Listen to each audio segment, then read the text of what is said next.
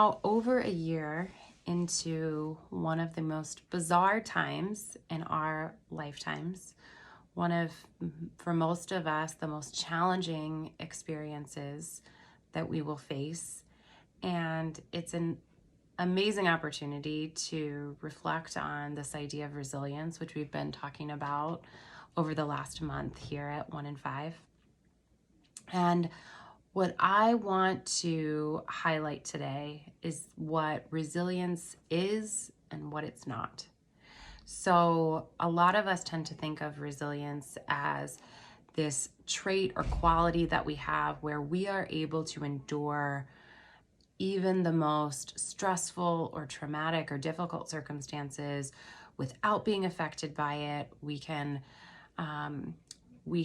plow through, we can plow ahead, we can meet our goals despite adversity.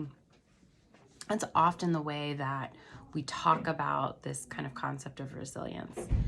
In fact, that couldn't be further from the truth. Resilience, just like courage, is not the absence of something. It's not the absence of fear or the absence of struggle. It's actually experiencing that struggle, making adaptations in accordance with that struggle, and being able to, as a result of that, come out on the other side. Sometimes stronger, sometimes not as strong and still in need of some healing. That's still resiliency. So what I mean by that is that there are 3 different ways that I think we can demonstrate resiliency that are all interconnected. The first of those is the fact that we have to acknowledge the idea that we are in a really, really difficult time and circumstance. And we have to acknowledge the grief and the struggle that come from whatever it is we're going through at the time. If we try to sort of just skip ahead and fail to acknowledge just how hard things are, fail to process the feelings, fail to talk about how it's affecting us, it almost always, I'm going to take that back, it always comes back to haunt us. We experience it, we hold that in our bodies, we find it showing up at other points in our lives. And so there's no way around having to deal with the crumminess and the hardness of our present circumstances. As a result of that, the second thing that we need to do is we need to actually adjust how we are using our energy when we're going through a difficult time. So what I mean by that is that when we're going through a stressful circumstance, that requires a ton of emotional and mental energy. And we like to think about like our brains and our bodies being different, but of course, our heads sit on top of the rest of our bodies and are part of them, and we're drawing energy from the same source, which means that when our brains are tired, they're stressed, they're also drawing energy away from the rest of our body. And so we feel fatigued. We don't feel like we can get enough sleep. We don't feel like we have the energy to do all the things that maybe we would normally do when it's not a particularly challenging time. And so what that requires of us is that we say no to things. We decrease our demands in our life, and we really think strategically about where we want to invest our time and energy.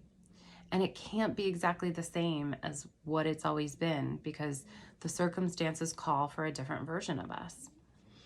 And then the third piece is that once we've acknowledged our pain, we've started to really kind of trim off the extra stuff so that we can focus our energy.